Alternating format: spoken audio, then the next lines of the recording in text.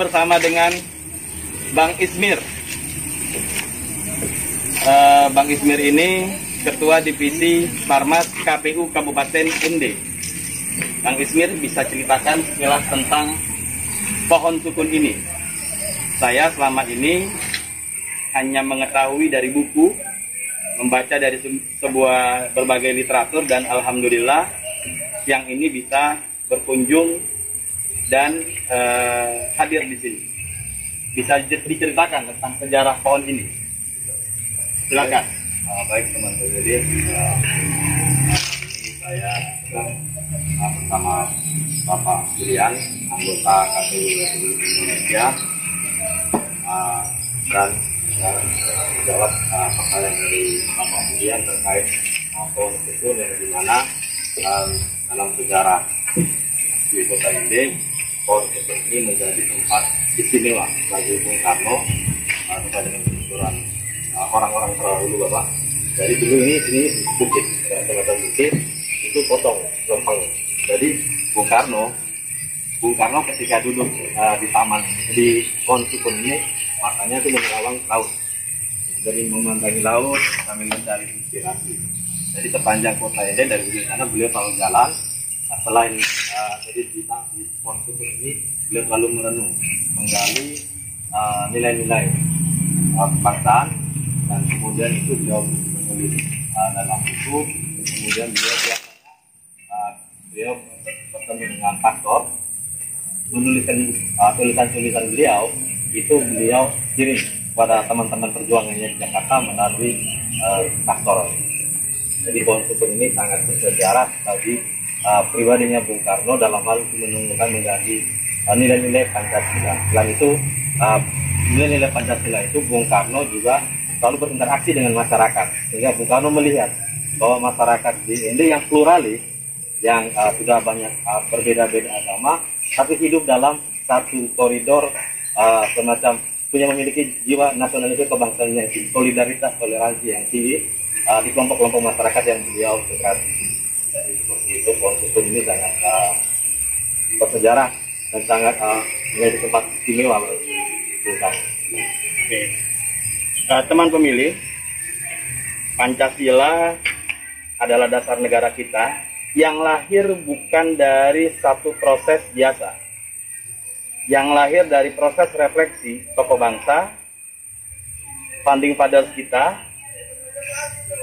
dirembukkan, dimusyawarahkan, kemudian ada mufakat para pendiri bangsa untuk menjadikan 5 sila yang kita sebut dengan Pancasila sebagai dasar negara kita, dan dasar negara tersebutlah yang mengikat kita semua dari Sabang sampai Merauke, dari Pulau Miangas sampai dengan Pulau Rote dalam satu jahitan Indonesia Raya.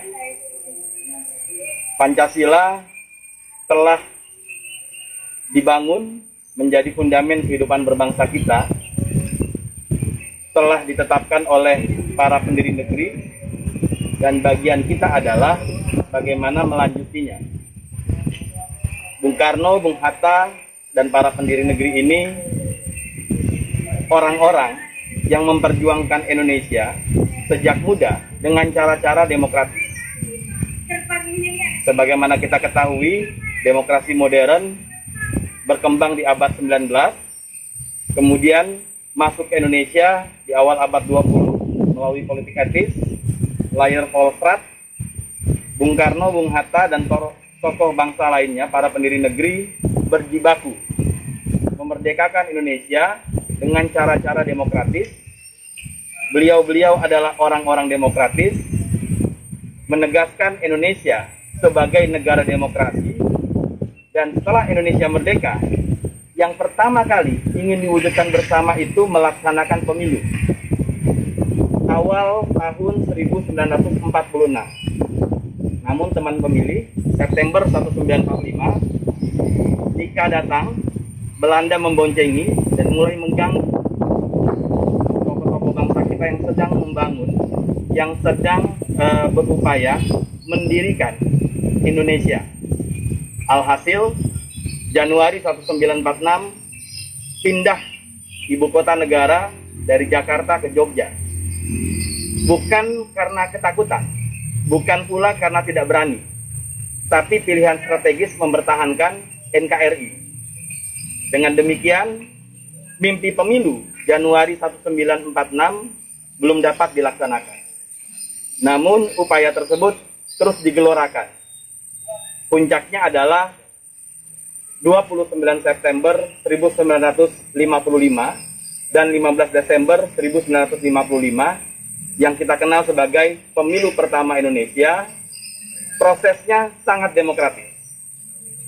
Mengapa disebut prosesnya sangat demokratis dan paling demokratis bahkan sampai sekarang? Karena pada saat itu ada dua ciri yang penting. Pertama, tidak ada politik uang, tidak ada money politik. Yang kedua, peserta pemilu sebagian besar adalah para pendiri bangsa kita bersikap sangat demokratis. Benar-benar siap menang, siap kalah. Ketika hasil pemilu sudah ada, tidak ada persoalan yang kemudian terkait dengan hasil dipertanyakan. Saat itu memang belum ada MK. Tapi kita sama-sama telusuri dalam sejarah, tidak ada protes partai-partai tertentu, peserta pemilu tertentu yang kalah, merasa dimanipulasi. Karena pada saat itu, dengan semangat gotong royong, pemilu kita dilaksanakan secara gotong royong dengan kejujuran. Maka pengawas pemilu tidak ada, manipulasi tidak ada, semua saling menghormati. Satu suara dihormati sebagai suaranya. Kalau satu suara diganggu, sama saja mengganggu suaranya. Jadi ada kesadaran untuk merawat dan menghormati setiap suara dari pemilih.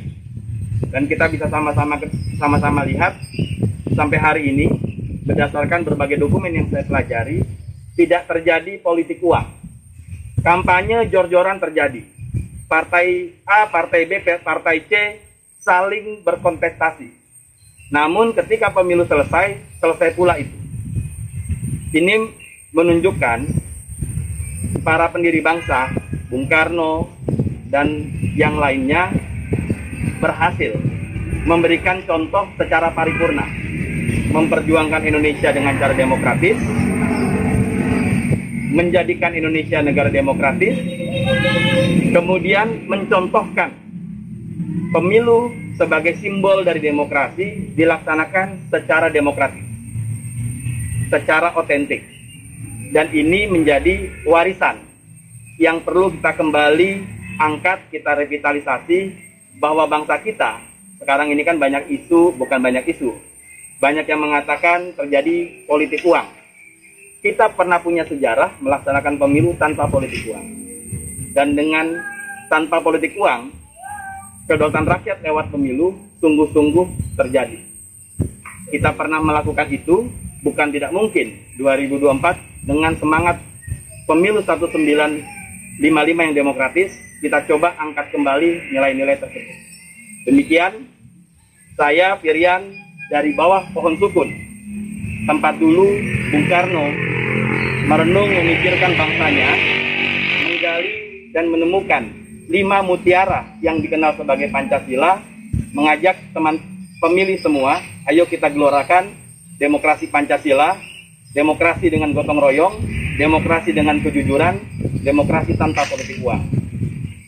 Kawan gagal, aku sauri tindak dewa, sama